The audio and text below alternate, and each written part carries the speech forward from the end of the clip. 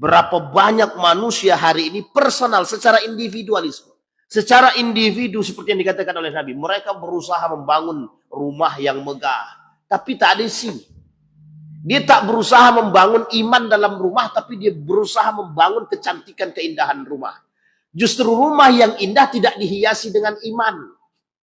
Itu baru dalam satu konteks. Sekarang coba perhatikan. Betul perkataan baginda Nabi Muhammad SAW.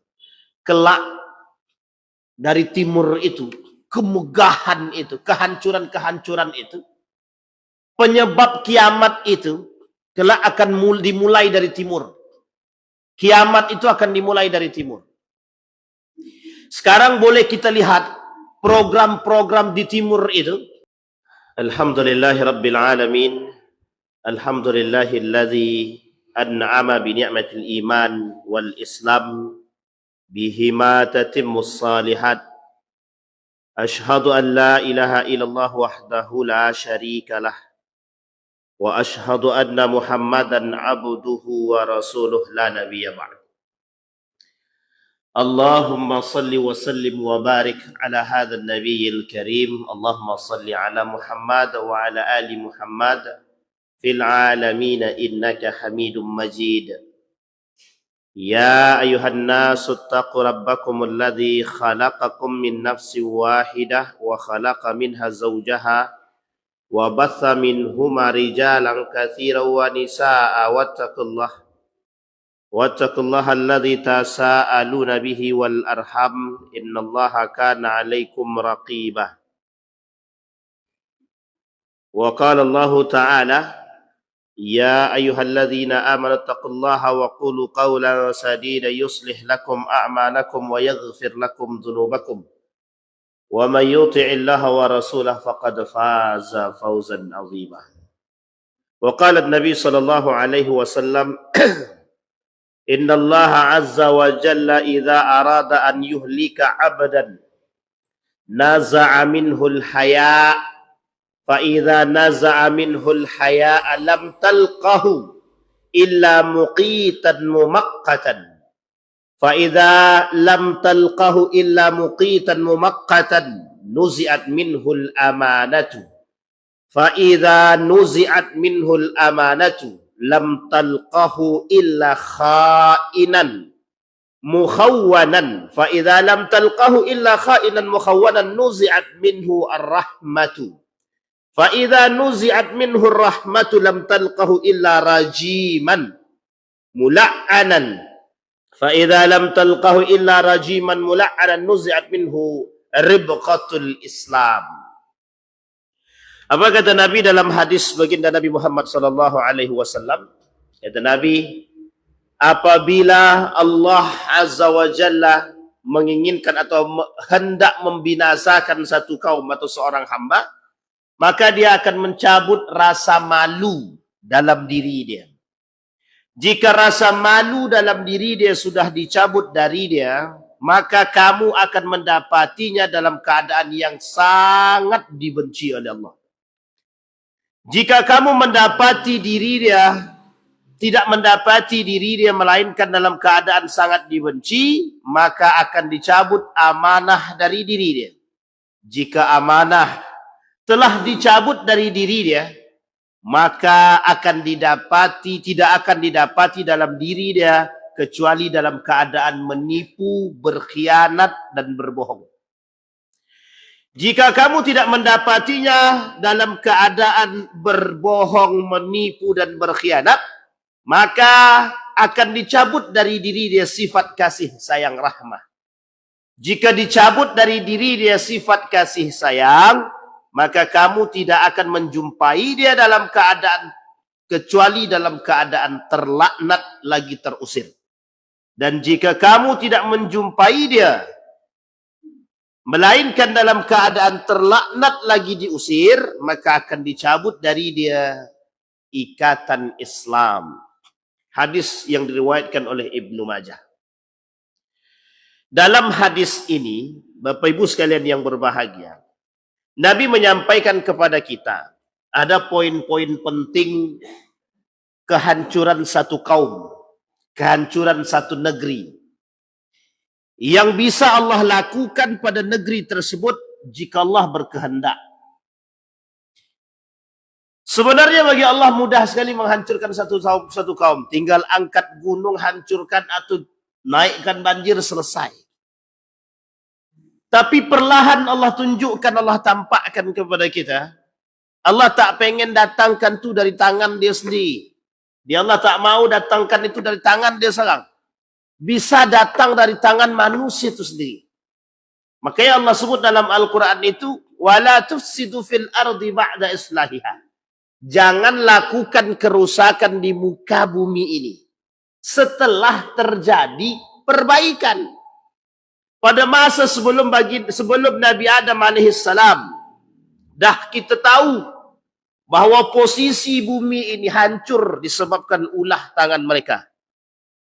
Ada makhluk sebelum Adam, tapi melakukan pertumpahan darah yang Allah abadikan di dalam Al-Quran. Hatta sampai Allah ni kata, dia nak buat lagi makhluk yang hidup.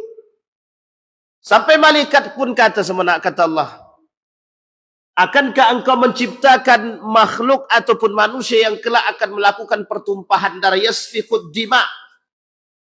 Kata malaikat, wa nahnu nusabbihu bihamdik. Seperti yang dibacakan oleh imam kita tadi.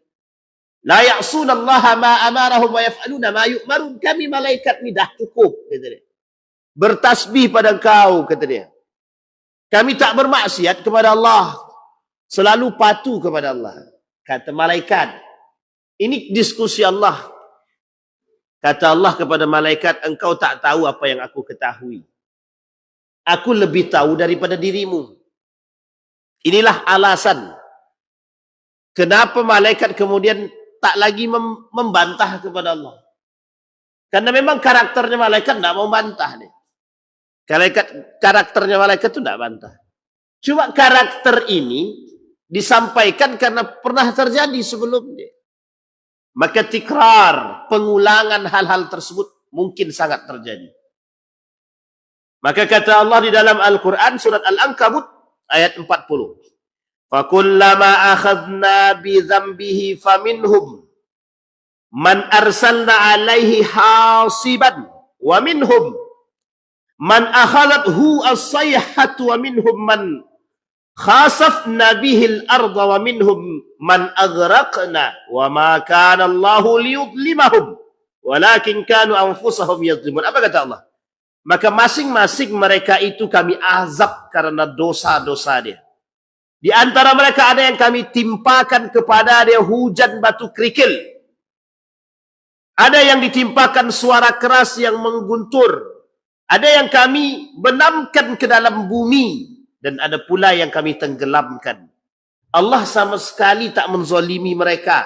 Akan tetapi merekalah yang menzolimi diri mereka sendiri.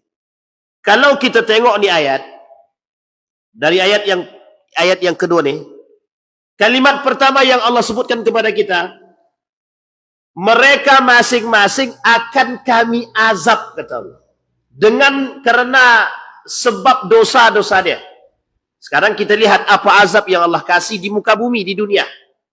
Di antara mereka ada yang kami timpakan kepada dia hujan batu kerikil. Jadi ada hujan-hujan es batu, ada hujan-hujan batu. Fenomena hujan batu ni dah pernah terjadi. Bahkan termasuk kategori yang paling langka. Tapi di akhir zaman tu tak langka lagi dah. Dah sering ditemukan. Bahkan pada masa Habasyah yang ingin menghancurkan Ka'bah, bahkan batu kecil itu bentuknya api yang dibawa oleh burung yang kemudian ditimpakan dalam bentuk azab di dunia. Maka tak salahkah kata Nabi, salah satu di antara perbuatan yang disegerakan azab dia di dunia itu adalah kezaliman. Jadi kezaliman akan Allah balas dengan kezaliman. Kezaliman akan Allah balas dengan kezaliman, baik dia itu di dunia maupun di akhirat. Jadi jangan macam-macam sama Tuhan, sama Allah ni. Allah dia yang punya, jangan kita pernah menzalimi dia. Sekuat apa manusia menutupi diri dia dari tipu daya yang dibuat oleh manusia itu sendiri, dia Allah tidak pernah tidur. La yanamu ahad wa la yanamu battatan. Allah tidak pernah tidur karena Allah tahu siapa yang berbuat apa yang dia buat. Dia tahu. Si fulan bin fulan, kezaliman apa yang dah kau buat, Allah tahu. Tak ada yang Allah tak tahu. Maka Asmaul Husna, salah satu amalan yang harus kita pegang, salah satu bentuk sesuatu yang harus kita ketahui bahwa Allah ni tak tidur. Bahwa Allah ni melihat semua hamba. Bahwa Allah ni maha kuasa. Bahwa Allah ni semua dia tahu. Tak ada yang tak Allah tahu. Maka manusia seharusnya malu dengan kondisi kezoliman yang dia dah buat. Maka tak salah ketika Allah mengatakan dalam hadis yang pertama tadi, yang kita sampaikan, setidaknya kehancuran satu kaum tersebut, kata Allah, kata Nabi dalam hadisnya, ada di beberapa faktor, penyebab. Yang pertama, yang mulai tampak kehancuran satu kaum itu, kehancuran satu kaum, kata Nabi, jika lepas daripada dia simpul malu. Orang dah tak punya malu, dia bebas dia nak melakukan zalim, maksiat, apapun dia buat. Sehingga kata Allah, orang yang tak punya malu ni, dia nak buat zalim, dia nak buat maksiat, dia nak buat bentuk-bentuk, apapun macam bentuk dia nak buat. Yang penting satu saja, kerusakan, kehancuran, bukan islah. Dia nak buat kehancuran, dia bukan nak buat perbaikan. Kita ambil contoh dah. Kita ambil contoh. Adakah mereka yang melakukan kemaksiatan kepada Allah melalui mencuri haknya orang lain, mengkapling tanah orang lain, mengambil haknya orang lain, punya rasa malukah dia? Punya rasa malukah? Tak punya rasa malu. Apa sebab? Karena rakus dia, keserakahan dia lebih tinggi daripada malu tu dia sendiri. Kita lihat hadis baginda Nabi Muhammad SAW. Apa kata Nabi?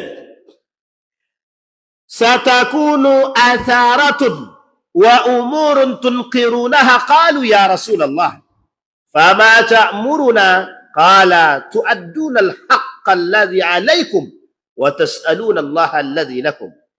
Pada suatu saat nanti, kalian akan menemukan sikap individualisme dan hal-hal yang kalian tidak senangi. Para sahabat bertanya, apa yang saat itu datang kepada kami dan apa yang anda perintahkan? Beliau menjawab, tunaikanlah hak orang lain, sedangkan untuk diri kalian mintalah kepada Allah. Itu Nabi dia kata, kelak di hari kiamat tu banyak orang yang ngambil hak orang lain. Banyak orang yang ngambil hak orang lain. Tanpa dia punya rasa malu bahawa dia punya orang. Tak tahu. Yang penting aku senang. Yang penting kami dah cukup. Yang penting kami okey. Dan penting kami dah puas. Betul kata ibu tu. Yang penting kami puas. Masalah kalian, masalah dia, masalah si fulan, bin fulan, si anu, si anu. Tak, kami tak fikir lah. Kami tak ambil pusing lah. Tak ambil pusing tak. Kenapa tak ambil pusing? Karena dia cukup untuk diri dia sendiri. Padahal kata Nabi, untuk diri kalian minta pada Allah. Tunaikan haknya orang lain. Jangan hak orang lain yang kalian ambil. Nah, ini poin penting bagi kita. Karena kata Nabi, di hari kiamat itu, di akhir zaman itu, kata Nabi, di tengah umat manusia itu pengkhianat. Di tengah umat manusia itu pendusta, penipu, semua. Di akhir zaman. Apa yang tak kita tengok sekarang? Apa perkataan Nabi yang tak terbukti hari ini? Tak ada. Semua terbukti. Inilah nubuat Nabi. Maka kata Nabi, salah satu penyebab kehancuran satu kaum tadi, kata Nabi, hilangnya rasa malu daripada diri dia, manusia itu sendiri. Sekarang ibu tengok, bapak ibu tengok. Dalam revolusi Arab itu, terjadi berbagai macam bentuk pengkhianatan. Pengkhianatan. Turki Utsmani, kerajaan Islam Turki Utsmani itu dikhianati oleh umat muslim. Makanya kenapa Turki Utsmani itu hancur? Itu penyebab hancurnya bukan faktor eksternal saja. Faktor dalam umat muslim itu yang memang dah rakus kekuasaan. Tak ada rasa malu dah dalam diri. Tak ada. Maka apa kata dia? Dibuatnya muncul, Pak. Ada namanya kerajaan Safawiyah namanya. Ada kerajaan Safawiyah, kerajaan Syiah. Ini bangun di Syiah yang ada di Mesir. Ada kerajaan Safawiyah Syiah ini. Dia memberontak dah kepada Turki Utsmani. Dia bangun satu kerajaan kecil, dibantu oleh Inggris, dibantu dana, kemudian dibantu militer, dibantu persenjataan. Tujuannya cuma satu, untuk berkhianat sama siapa? Sama Turki Utsmani. Padahal sama-sama Muslim. Coba bayangkan. Adakah rasa malu dalam diri? Tak. Adakah malu kepada Allah? Tidak. Malu kepada Allah tak ada, apalagi malu kepada manusia. Coba bayangkan. Adakah manusia yang berzinah di tengah jalan sekarang? Ada dia malu sama Allah? Tak malu. Ada orang yang tidak suami istri berpegang tangan di tengah jalan. Tak malu dia sama Allah? Tak malu. Sama Allah tak malu, apalagi sama manusia. Sampai sini paham? Jadi kalau dia dah tak punya rasa malu sama Allah dan Rasulnya, dia tak akan malu sama manusia. Tak akan. Kalau bahasa lain itulah yang menyebabkan membedakan dia dengan binatang. Coba bayangkan, binatang punya rasa malu. Berzinah tengah jalan, kucing mohon maaf, kucing.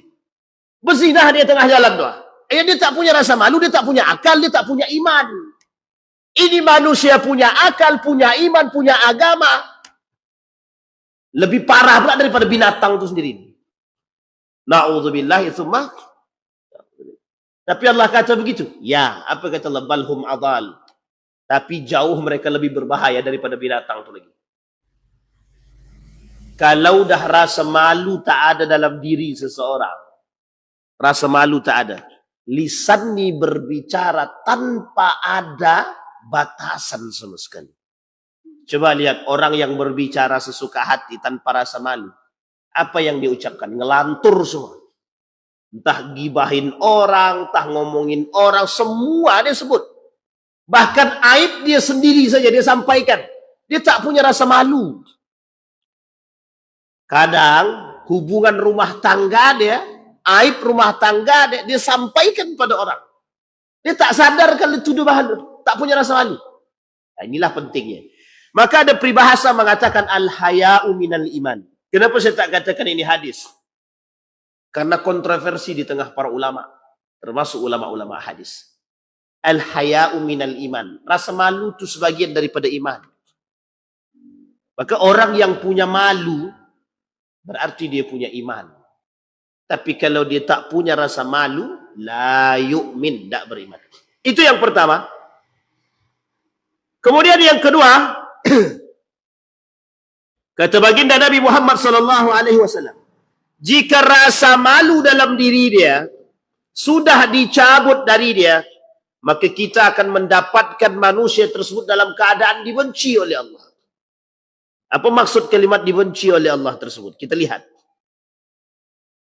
Ketika manusia sudah dicabut rasa malu, kezaliman dia buat. Sesuka hati dia buat. Ketika perbuatan kemaksiatan, kezaliman yang dia sudah buat, maka di sini sekehendak dia bisa lakukan, termasuk mufsidin, kerusakan, al-fasad dia lakukan. Maka Allah membenci perbuatan-perbuatan manusia yang suka menzalimi manusia. Allah tidak suka, Bu. Allah tidak suka ada manusia yang melakukan kezaliman terhadap manusia apapun bentuknya. Kita ambil contoh. Ada manusia, ibu-ibu, bapak-bapak, bersaksi palsu atas saudara dia sendiri. Maka itu zalim apa tidak? Zalim. Ada seorang anak mencari saksi untuk bersaksi palsu terhadap ibunya atau ibu kandungnya persoalan harta warisan. Zalim apa tidak? Zalim. Ada anak yang membunuh kedua orang tuanya hanya karena tidak dibelikan motor. Zalim apa tidak? Ada seorang istri Yang durhaka kepada suaminya, dia jatuhkan harkat dan martabat suaminya, zalim apa tidak? Zalim. Sekarang ni apa perbuatan yang tak zalim, yang tak nampak di mata kita sekarang? Tak ada. Uniknya, imam masjid aja yang tak punya masalah, dimasalah-masalahkan. Coba bayangkan tuh. Tak usahlah kau salat di Masjid Jamatul Zaidin itu, imamnya Tuhan tak apa-apa. Zalim apa tidak? Zalim. Sekecil itu kezaliman, apalagi yang besar yang tadi kita sebut. Apalagi mengambil hak orang. Apa kata Nabi dalam hadis yang tadi? Tunaikan hak orang lain. Pertanyaannya, kalau hak orang lain kita ambil itu zalim apa tidak? Maka Bapak Ibu sekalian yang berbahagia, mafia tanah ini banyak, Bapak Ibu. Mafia tanah itu banyak. Dia tak sadar yang diambil itu punya siapa. Tak malu dia tangani, tak malu. Karena dah biasa. Dia dah biasa ngambil hak orang. Dia tak punya rasa malu. Dia dah biasa mencuri, dia biasa maling, dia biasa merampok. Dia tak punya rasa malu sama Tuhan. Tak ada alasan sekarang. Kalau dulu orang mencuri mungkin ada alasan, kami belum makan. Kalau sekarang tak. Kenapa begitu? Karena mereka mencuri sudah menjadi sebuah kebiasaan. Mengambil hak orang sudah menjadi sebuah kebiasaan. Dulu koruptor itu satu-satu sembunyi-sembunyi. Sekarang berjamaah. Bareng-bareng tuh. Sudah terbentuk pula komunitas koruptor. Jadi nanti ada namanya KK. Komunitas korupsi. Coba bayangkan dulu. Kok korupsinya kok bareng-bareng gitu. Ya enggak punya rasa malu tadi. Kata mereka, kita ini kan adalah kelompok yang tidak punya rasa malu. Ayo kita kumpul bersama. Berkumpullah mereka itu. Maka kalau Bapak Ibu pengen tengok wajah-wajah ini, boleh tengok di majalah Tempo. Itu mesti keluar tuh wajah-wajah dia. Di Tempo itu kan selalu update dengan berita-berita tersebut itu.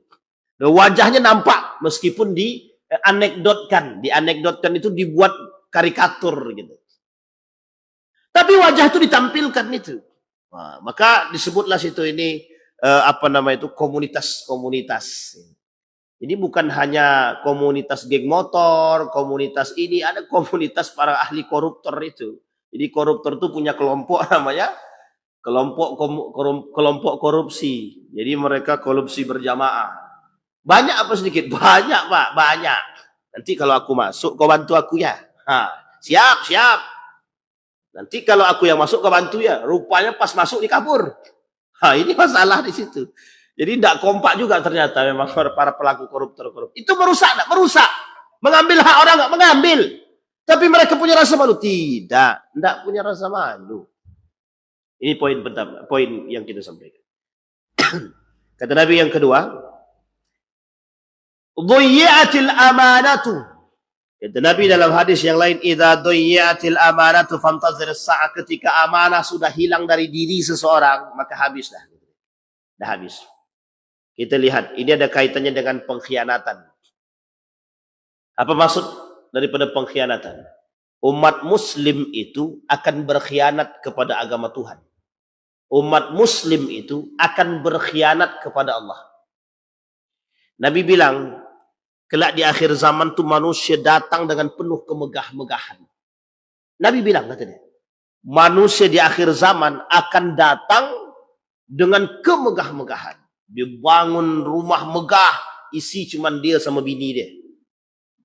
Tingkat 2 kosong, isi siapa? Syaitan. Rumah mobil 3, yang dipakai motor. Tiga-tiganya siapa yang isi? Iblis.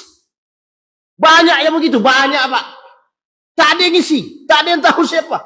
Mereka lomba-lomba, aku kalau tak kaya tidak terhormat Pak Ustaz. Oh ya, kayalah. Sehingga mereka kaya-kayakan diri, Pak. Besoknya tanahnya diambil orang. Tidak tahu dia, Pak. Pas mau ngurus anaknya, udah tidak hak milik bapakmu, kata dia. Ini saking banyaknya itu. Maka ada dulu istilah namanya tuan takur.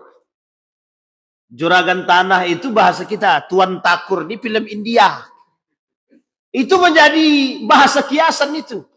Tanyalah sama atuk kita yang tua-tua itu. Mesti bahasa itu sangat tenar waktu itu. Karena nonton film India.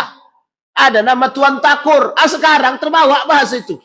Sampai-sampai Tuan Takur itu sendiri tak tahu saking banyak tanah di mana-mana. Tanah tak nampak, tak tahu. Saking banyak ada tanah. Tapi yang poin yang ingin kita angkat tidak itu.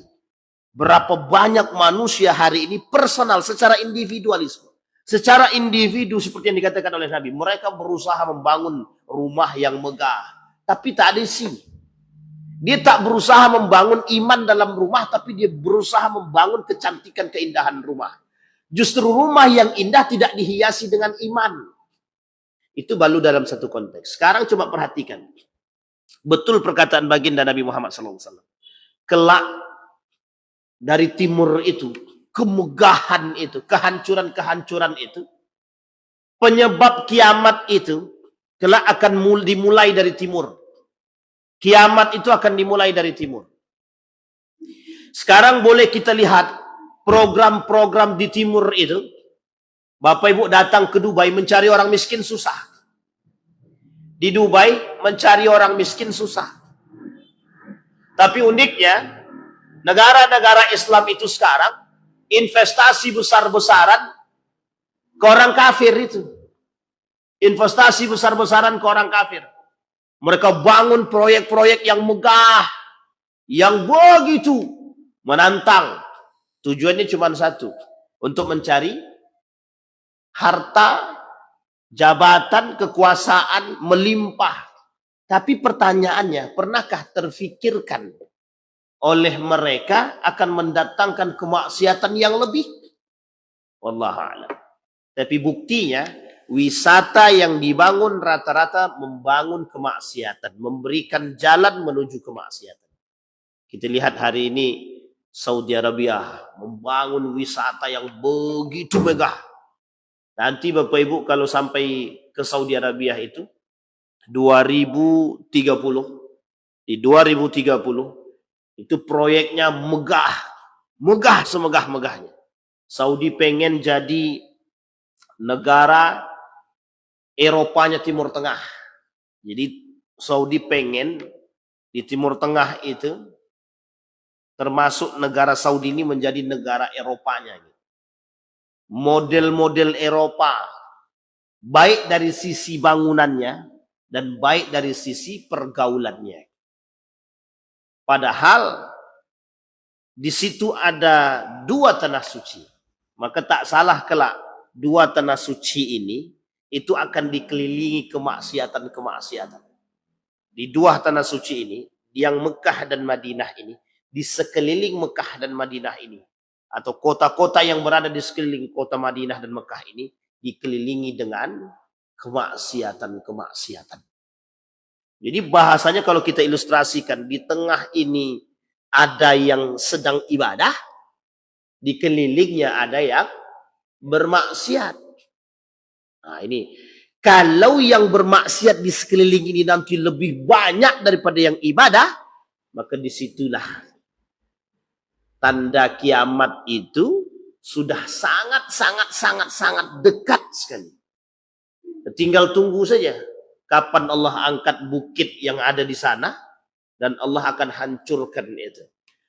Kalimatnya kata Allah tadi, kami tenggelamkan, kami hancurkan, pokoknya habis. Apa yang tak Allah lakukan untuk mereka dalam hadis tadi? Apa kata Allah? Kami hujani mereka dengan batu kerikil. Kami timpa mereka dengan suara yang keras yang mengguntur. Kami benamkan mereka ke dalam bumi. Dan ada pula yang kami tenggelamkan. Fir'aun ditenggelamkan. Ya, Qarun dibumikan. Dimasukkan ke dalam bumi. Hujan batu kerikil sudah. Gajah yang begitu tak punya dosa karena dimanfaatkan oleh orang yang berdosa. Kerikil dengan api Allah turunkan. Suara dentuman yang begitu besar sudah Allah tunjukkan. Tapi manusia, maka ini unik manusia sekarang nih. Saking tingginya ilmu. Ketika terjadi gempa bumi, itu adalah pergeseran lempeng bumi. Gitu. Ya memang betul secara ilmunya begitu memang. Pergeseran lempeng bumi. Tapi pernahkah dia berpikir bahwa apa yang Allah katakan itu dalam Al-Quran menjadi satu hal yang harus diperhatikan? Dia tak fikir. Kenapa dia tak pikir? Karena dia tahu ilmu yang dia miliki sudah cukup mampu untuk menganalisa. Seolah-olah campur tangan Tuhan terhadap persoalan itu tidak ada. Ini urusan keilmuan. Maka ada gunung meletus. Itu bukan urusan Tuhan itu. Itu sudah saatnya dia meletus. Na'udzubillah itu mah. Coba saking tingginya ilmu manusia sekarang. Air itu banjir. Ya itu kan karena debit air yang padahal bukan itu yang dimaksud. Allah ingin tunjukkan nih loh. Ketika banjir datang kalian mau gimana? Hidup kalian seperti apa? Coba nalar yang berpikir itu yang diangkat yang begitu. Akan banyak manusia yang bersyukur. Akan banyak manusia yang bertobat. Tapi karena yang diangkat adalah akal, dia tak anggap itu azab. Dia tak anggap itu ujian. Dia tak anggap itu kemurkaan Tuhan. Tak anggap. Coba bayangkan ketika COVID datang. Berkelahi. Ketika COVID datang berkelahi orang. Satu pengen masuk masjid, yang satu jangan. Jangan masuk masjid. Nanti virus tersebar. Rupanya masuk masjid, tak masuk masjid, virus juga ada jalan. Bahkan yang di rumah lebih mati pula daripada yang di dalam masjid lagi. Coba bayangkan. Akal terlalu tinggi diangkat, nggak usah kalian bersentuhan. Kalian ini virus COVID, nggak usah bersentuhan. Tapi begini, ya sama saja Pak, sentuh juga ini. Meskipun salam begini, ini bersentuh apa tidak? Apa bedanya dengan begini? Emang virus itu tidak telapak tangan? Sampai di sini paham, Pak. Kadang-kadang menganggap ilmu itu lebih tinggi, ternyata tak masuk di akal juga. Sangat tak masuk di akal kadang-kadang. Tapi kita paksakan akal untuk menerima. Sementara azab Allah yang jelas-jelas Allah tuliskan dalam Al-Quran, umat mukmin muslim tak percaya. Nah, itu kondisi kita sekarang. Bisa dilihat ya Bapak Ibu ya, bisa dipaham. Berapa banyak masjid yang ketika COVID datang yang tak buka. Hampir semua masjid. Meskipun ada 1-2. Tapi hampir mayoritas tak ada yang berani. Kenapa tak berani? Kami tak mau ambil resiko. Tapi pasar dibuka. Masjid tutup, pasar buka. Salut juga Pak. Sampai di sini paham ya Ibu ya, Bapak Ibu ya. Maksud yang saya ingin angkat adalah nalar berpikir yang logis itu yang seperti apa. Satu, yang kedua, ketinggian ilmu merendahkan Allah. Orang yang tinggi dengan proses ilmiah, tapi merendahkan Allah. Harus pakai masker. Pakai masker sudah, COVID juga kena. Apa masalah lagi? Iya kan? Itu gara-gara daya tahan tubuh tak kuat. Itu bukan daya tahan tubuh tak kuat. Kita kurang bersyukur, kita kurang beriman. Kurang banget kita beriman deh. Nalar berpikir logika boleh kita tempuh, tapi iman tetap di atas. Ini yang menjadi masalah. Coba bayangkan jika kita mengangkat itu. Kita tak angkat itu. Kita tak jadikan itu tolak ukur. Yang kita jadikan hari ini tolak ukur adalah ilmu. Seolah-olah ilmu ini mengalahkan Tuhan. Pokoknya ketika COVID itu kita lihat tuh manusia itu. Mencari obat apapun bentuk obatnya. Apapun tuh kalau si Anu bilang. Siapapun yang bilang. Obat itu mujarab. Aku makan itu sembuh. Langsung dicari itu. Bayangkan Pak. Masker itu. Wah pokoknya saya tertawa tuh Pak. Masa COVID itu saya betul-betul tertawa itu. Kenapa tertawa? Yang tak masuk akal bisa masuk akal itu Pak. Coba bayangkan. Kenapa sih bilang begitu? Orang yang tak pernah pakai masker pun pakai masker. Atau bawa sampai sekarang. COVID sudah tak ada, masker tetap jalan. Nah, coba bayangkan. Yang membuat mati itu itulah tuh Pak. Setiap hari kita pakai masker sampai tak bisa napas. Itu mati kita tuh. Habis kita mati kita sudah dibuatnya. Ini poin penting. Satu. Jadi dosa yang kita buat. Yang kedua tadi kata Nabi, hilangnya amanah. Baik. Kalau sudah yang amanah hilang, maka tinggal tunggu saatnya kata Nabi, fantazir saat. Kemudian yang ketiga, penyebab kehancuran satu umat, hilangnya rasa kasih dan sayang. Dah kita ketahui Pak.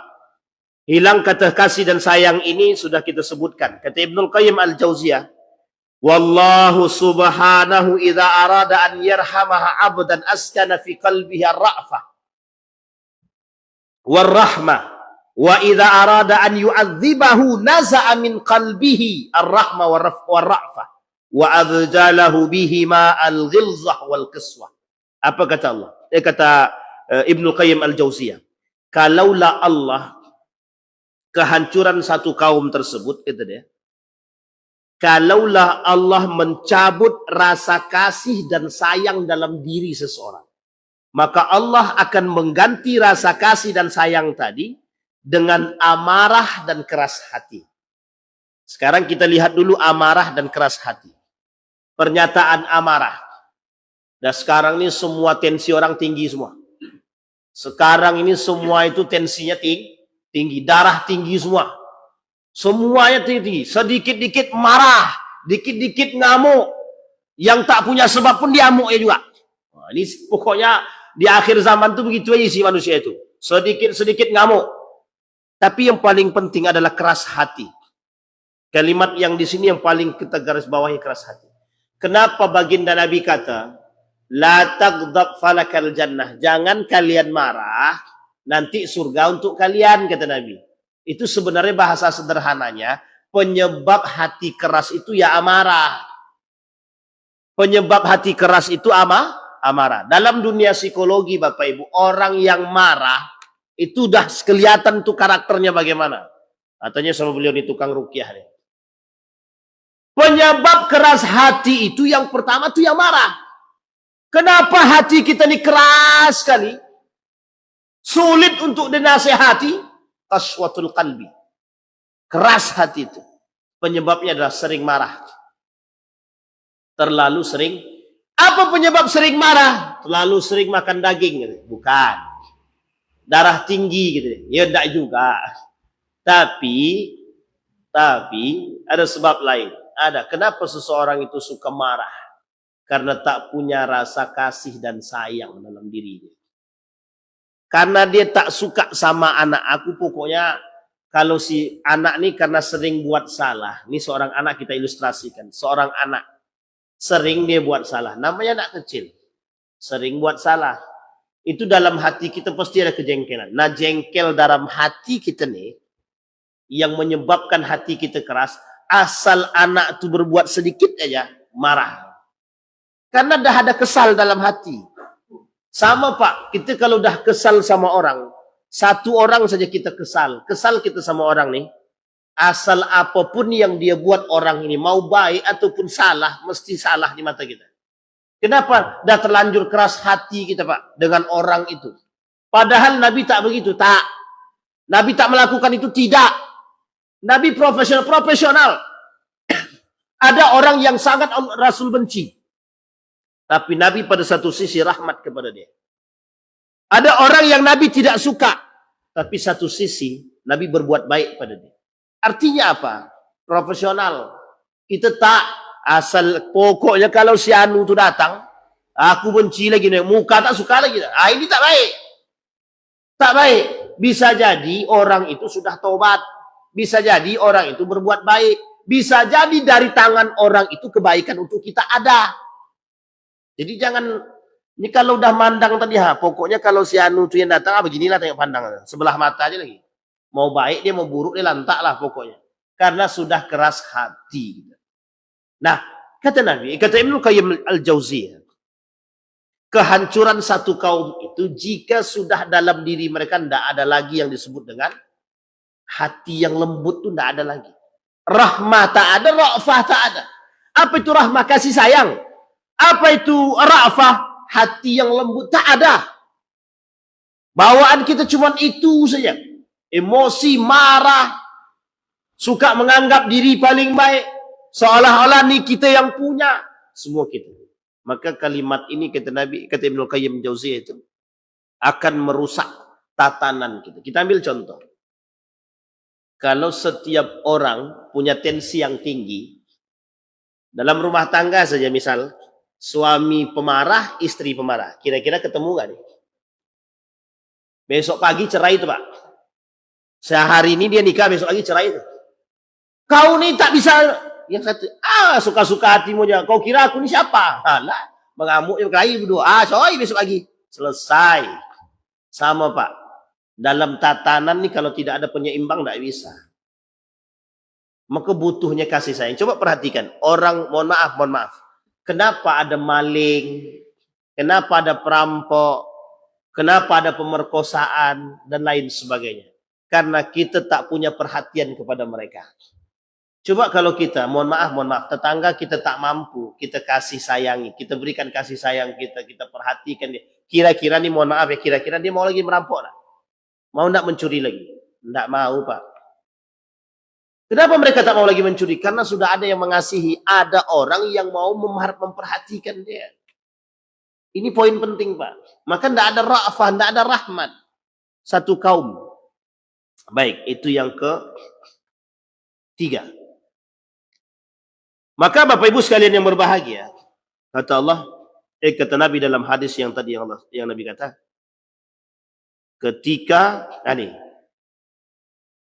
maka ketika ra'fah itu tak ada lagi, rajiman mula'anan, maka mereka akan dicabut dari dia rahmat, maka kita akan mendapatkan mereka dalam keadaan terlaknat lagi pada terusir.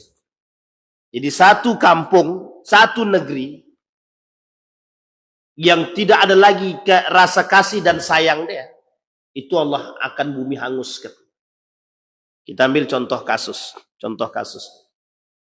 Kasus Nabi Lut. Kaum Nabi Lut. Kasus kaum Ad. Dan kasus-kasus yang lain. Kasus Bani Israel. Allah telantarkan. Kasus Bani Israel pada masa Nabi Harun dan Musa. Allah binasakan. Kasus pengikut Nabi Nuh. Allah tenggelamkan. Kasus kaumnya Nabi Yunus. Allah sadarkan setelah Allah datangkan azab, baru kemudian disadar. Dalam sejarah Nabi, mana dalam sejarah Nabi ini yang tak Allah tunjukkan azabnya secara langsung? Tak ada. Kecuali baginda Nabi Muhammad SAW. Uniknya, pada masa Nabi, azab itu Allah tampakkan meskipun tidak bersamaan, tapi manusia tak mau pandang. Ini yang terjadi. Maka kehancuran satu kaum itu, setidaknya itu disebabkan ulah tangan dia sendiri. Kita lihat. Dalam hadis baginda Nabi Muhammad SAW. Apa kata Nabi? Satakunu atharatun wa umurun tunkirunaha. Qala ya Rasulullah, fama ta'muruna qala tu'adduna al-haq. Tadi dari kata Rasul. Kehancuran satu kaum itu banyak orang yang suka mengambil hak orang lain. Nabi perintahkan tunaikan haknya orang lain. Tapi kita tak mau tunaikan. Tapi kita tidak mau, bahkan justru kita ambil. Kita ambil contoh. Dana bos misalkan. Dana bos itu harusnya keluar berapa, yang dapat berapa. Itu kan kita makan hak orang. Misal dana bos itu 3 juta. Yang dapat oleh sekolah itu cuma 2 juta. 1 jutanya kemana? Dimakan. Kira-kira itu haknya orang apa tidak? Haknya orang. Gimana negara kita ini mau dapat kehalalan? Di mana kampung kita mau dapat halal yang kita makan hak orang? Contoh lagi. Bantuan bansos misalkan. Atau kita ambil misalkan ada orang memberi bantuan sekian juta untuk si fulan bin fulan melalui lembaga. Yang dapat 5 juta, yang sampai 2 juta, potongnya 3 juta. Itu ndak motong, ndak mangkas, merampok. Hancur nggak tuh? Hancur, Pak. Kenapa? Kita dah makan hak orang lain. Dan orang lain tak ridho. Ini kita ambil contoh yang paling sederhana, Pak. Ada panti asuhan. Panti asuhan. Dapat bantuan, Pak. Dapat bantuan dari orang. Banyak bantuan dapat. Dari yang memberikan bantuan kita anggap 10 juta misalkan. Yang sampai ke anak-anak tuh 50.000, 100.000. Lah sisanya kemana? Kemana sisanya? Ada orang yang memanfaatkan anak-anak untuk mengemis. Dimanfaatkan, mohon maaf Pak, ini kejadian nyata soalnya. Itu pengemis-pengemis itu, yang mengemis-mengemis itu Pak, itu ada yang mengkoordinir. yang mengemis tidak lebih kaya daripada yang mengkoordinir. Ternyata yang mengkoordinir lebih kaya daripada yang mengemis. Yang mengkoordinir rumahnya 3, mobilnya 3, yang mengemis buat rumah pun tak dapat. Padahal dana yang diambil oleh tukang koordinir itu dari para pengemis itu. Nah, coba bayangkan. Ini kezoliman apa lagi yang hendak kita tampakkan di muka bumi ini? Apa kata Nabi dalam riwayat yang lain? Sami'tu Rasulullah sallallahu alaihi wasallam wa rajulun sa'ala faqala ya Nabi Allah ara'aita in qamat alaina umara'u yas'aluna haqqahum wa yamna'una haqqana. Faqala Rasulullah sallallahu alaihi wasallam isma'u wa ati'u fa inna ma 'alaihim ma hummilu wa 'alaikum ma hummiltum. Apa kata Nabi? Aku mendengar Rasulullah menjawab seseorang laki-laki yang bertanya, wahai Rasulullah, bagaimanakah menurut Anda jika yang berkuasa atas kami adalah para pemimpin yang hanya meminta hak mereka untuk selalu kami penuhi, sedangkan mereka tak memenuhi hak kami. Wajib pajak, wajib kita bayar pajak. Tapi tugasnya mereka kepada kita lupa. Mungkin bukan lupa. Duit itu tak ada. Dan potong atas gimana mau bayar lagi? Nah, itu yang terjadi. Ini bahaya nih Pak. Ini bahaya betul ini. Maka tidak bisa main-main. Beliau menjawab, dengarkan dan taatilah mereka. Karena sesungguhnya mereka akan menanggung apa yang mereka lakukan. Dan kalian juga akan menanggung apa yang kalian perbuat. Maka kata Nabi ancamannya, orang yang suka memakan hak orang lain, kelak tengok di akhirat. Kalian akan tanggung itu. Apa yang ditanggung sama dia? Dosa-dosa orang yang dizolimi. Dosa-dosa orang yang dizolimi. Sebanyak apa zolim yang kita buat? Itu yang akan kita tampung kelak, Pak. Yang kelak di hari kiamat akan kita tampung. Asal-hasil daripada perbuatan kita. Maka Bapak Ibu sekalian yang berbahagia. Kata Yusuf Al-Qaradawi itu, kehancuran satu kaum itu sebenarnya lebih tepatnya kata Yusuf Al-Qaradawi, kehancuran satu kaum itu disebabkan karena kezaliman. Kezaliman baik yang terstruktur maupun yang tidak terstruktur. Yang kedua, hilangnya iman dalam tubuh seseorang. Hilangnya iman dalam diri penguasa. Hilangnya iman dalam diri seorang mukmin yang menyebabkan kehancuran satu kaum. Maka kenapa Allah ingin menghancurkan satu kaum sekalipun di situ ada ustaz? Ada ustaz di dalam satu kampung ini, tapi perzinahan merajalela, minum khamar merajalela, kemudian Allah tetap hancurkan sekalipun ada orang beriman di situ. Kenapa? Karena orang beriman nih tak mampu menumbuhkan iman-iman bagi yang lain. Meskipun perhitungannya berbeda, tetap, tapi kehancurannya sama. Misal. Sekarang nih kondisi kita sekarang. Ada orang beriman di antara kita? Ada. Tapi kita tetap dapat nggak? Dapat. Dapat apa? Kalau Allah banjirkan kita kena nggak? Kena. Beriman sekalipun kita tetap kena banjir. Kenapa?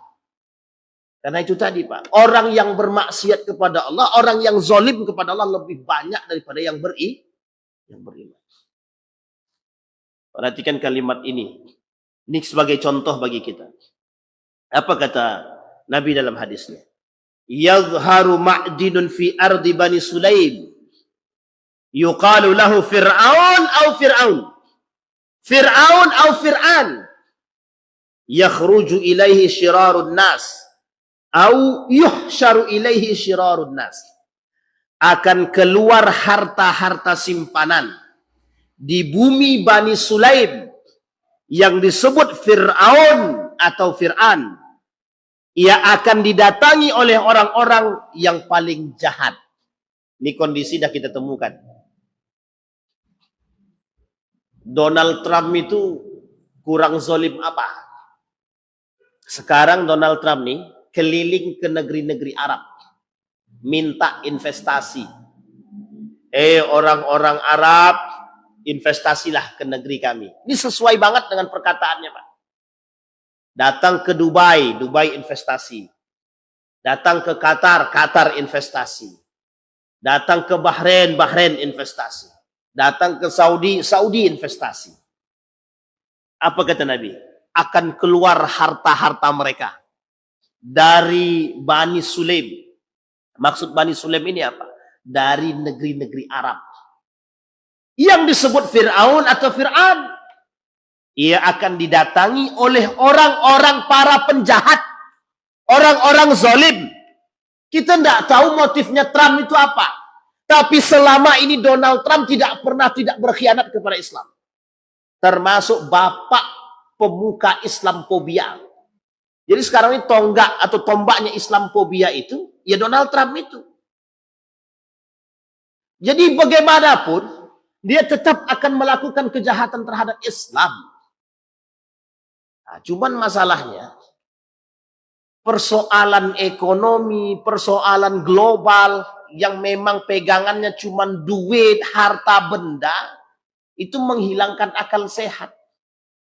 Makanya ini poin penting. Apakah mereka tidak sadar? Wallahu a'lam. Apakah Donald Trump tidak akan berkhianat? Saya mengatakan kemungkinan berkhianat. Kemungkinan berkhianat. Oh, sebegitu, mohon maaf, sebegitu jahatnya dia kepada Palestina. Lu kok kita masih bisa percaya dengan orang-orang seperti ini? Cuman itu poin penting, Pak. Apalagi kalau sempat negara kita mengakui keberadaan Israel. La ilaha illallah. Habis kita, Pak. Palestina merdeka, kita akan mengakui Israel. Ini sebenarnya motif politiknya tinggi. Motif politiknya tinggi. Ada yang ingin dicari.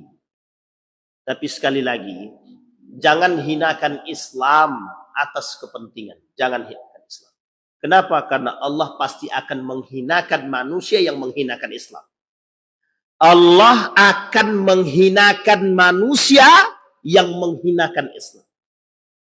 Islam dijaga oleh Allah. Ka'bah saja yang punya Allah, apalagi Islam.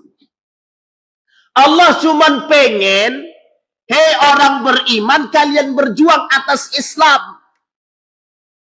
Islam ini punya kami. Agama-agama Allah, pasti Allah jaga. Yang menjadi masalah, kita umat muslim ini berada pada posisi pejuang atau pembangkang atau pengkhianat.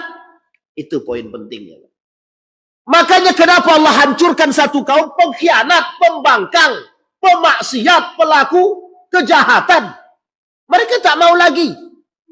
Secara zahir ditunjukkan kepada pengikut Nabi Nuh.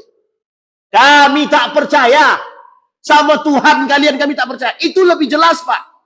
Dia kafir, tak percaya kepada Tuhan Nabi Nuh. Ini sudah muslim.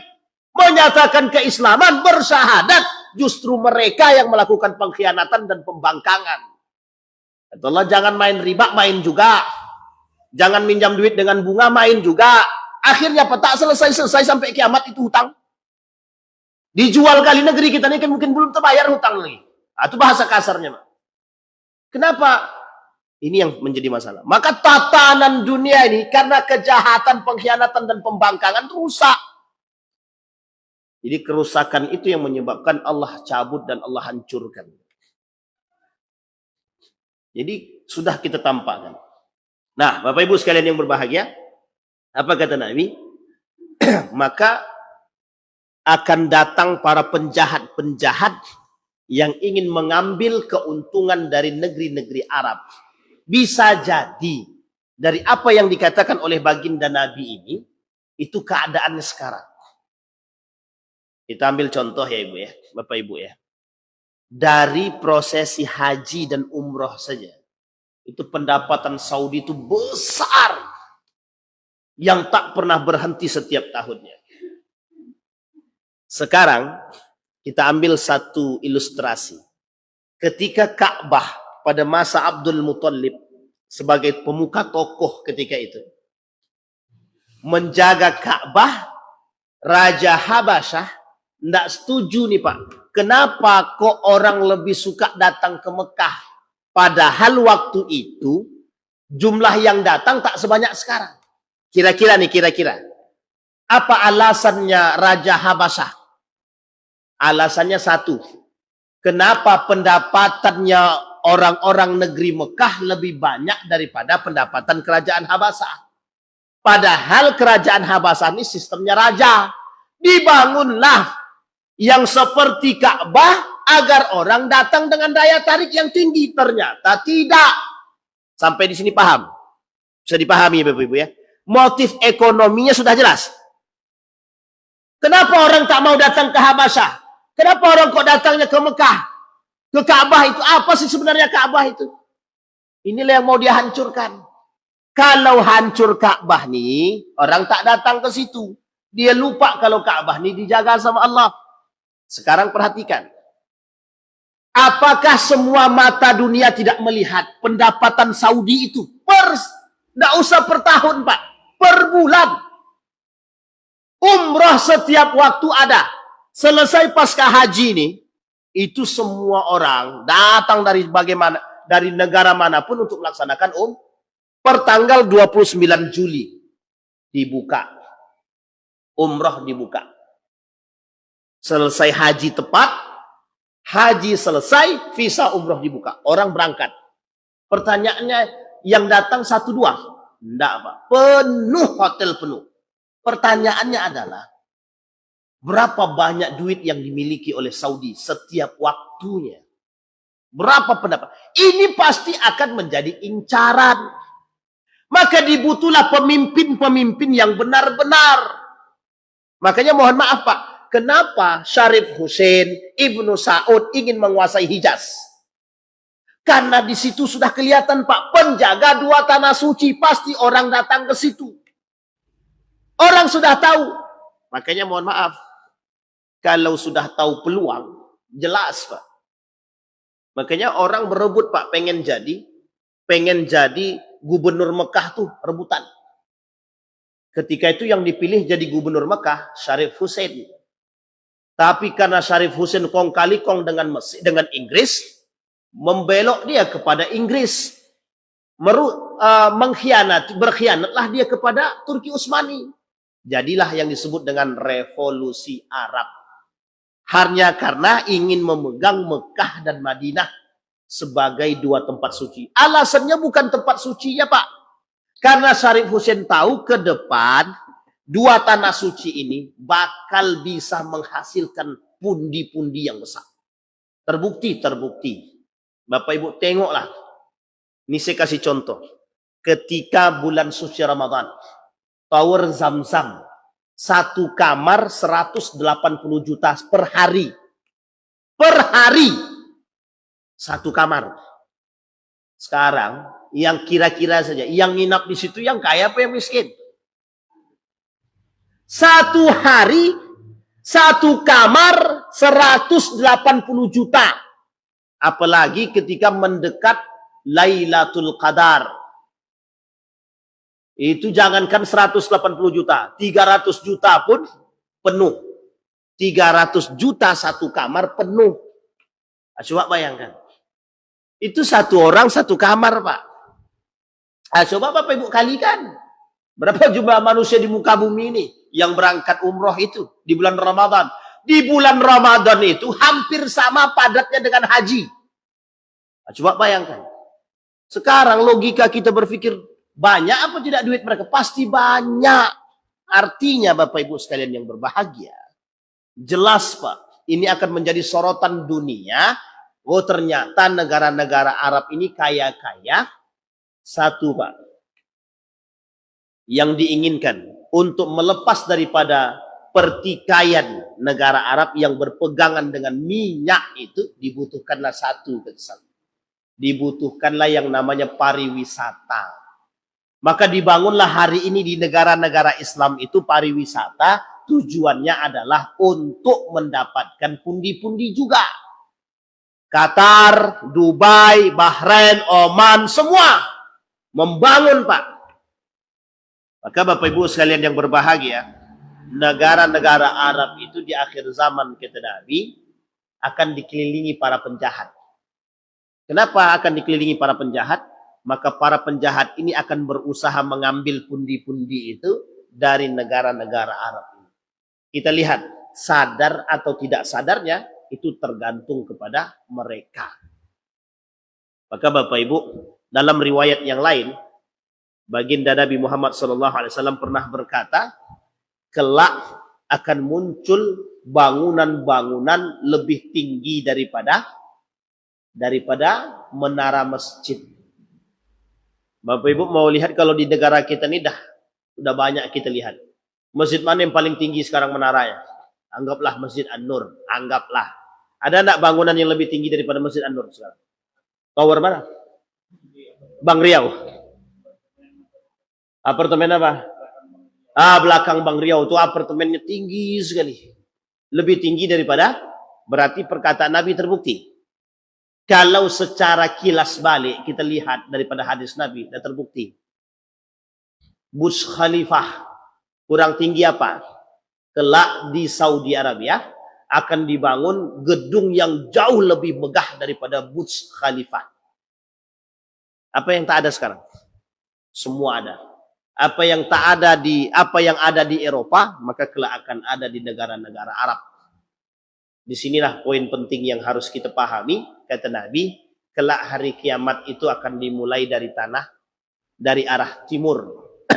Kelak kiamat itu akan dimulai dari arah timur. Sekarang semua tanda-tanda itu sedikit demi sedikit Allah tampakkan. Sungai Efrat sudah mengering, sudah sangat mengering. Tinggal tunggu kering habis saja. Habis kering selesai. Sekarang apa yang tak nampak? Apa yang tak kelihatan? Semua kelihatan. Tanah Hijaz menghijau. Meskipun perbedaan para ulama, perbedaan pendapat di kalangan para ulama dan ilmuwan. Tapi nyata dan buktinya, salah satu tempat di negara Arab, khususnya Saudi Arabia, ada yang tempatnya lebih dingin daripada Bogor. Lebih hijau daripada kita. Ada. Sudah Allah buktikan, sudah nampak. Sudah banyak yang sekarang menghijau di sana. Pertanyaannya, apakah itu bagian daripada tanda hari kiamat? Bisa jadi. Itu adalah bagian daripada tanda. Kenapa? Kalau tidak mungkin Nabi sampaikan dalam hadis. Buat apa Nabi berbohong? Buat apa Nabi berdusta? Tidak ada. Tapi itu yang ditampakkan. Artinya Bapak Ibu sekalian yang berbahagia, banyak hal dari sekian banyak persoalan-persoalan yang disampaikan oleh baginda Nabi Muhammad SAW menunjukkan akan semakin dekatnya hari kiamat. Apa yang harus kita lakukan? Merujuk kepada poin tadi, negara ini, dunia ini pasti akan Allah hancurkan. Pasti. Itu dah pasti. Melalui apa? Kiamat.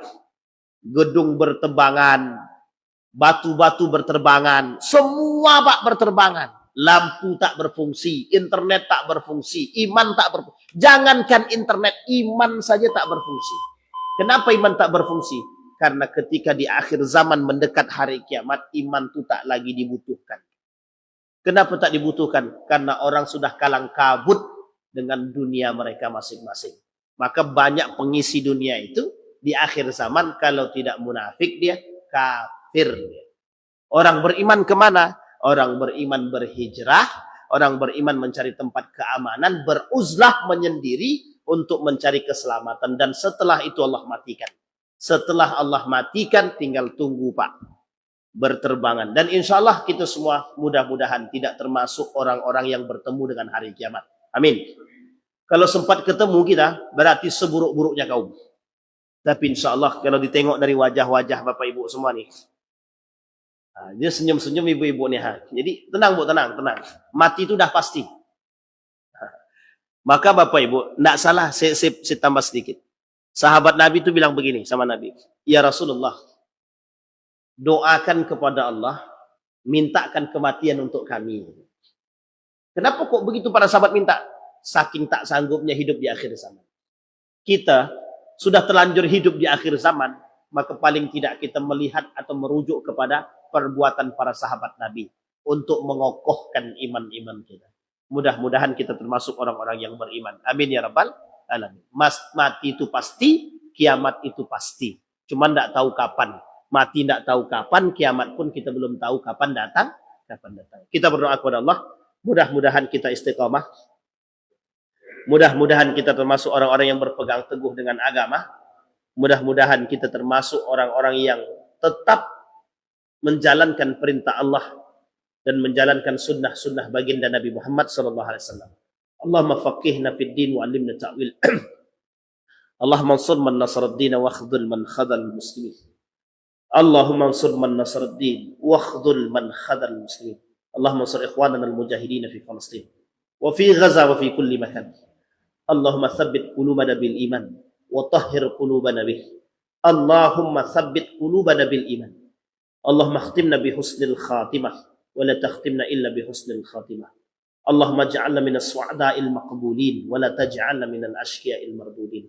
Allahumma ighfir lahum warhamhum wa'afihim wa'fu anhum wa akrim nuzulahum wa wasi' madkhalahum waj'alil jannata mathwahum. Allahumma a'inna ala dzikrika wa syukrika wa husni ibadatik. Allahumma ighfir lana dhunubana wa dhunuba walidina warhamhuma kama rabbayana shighara.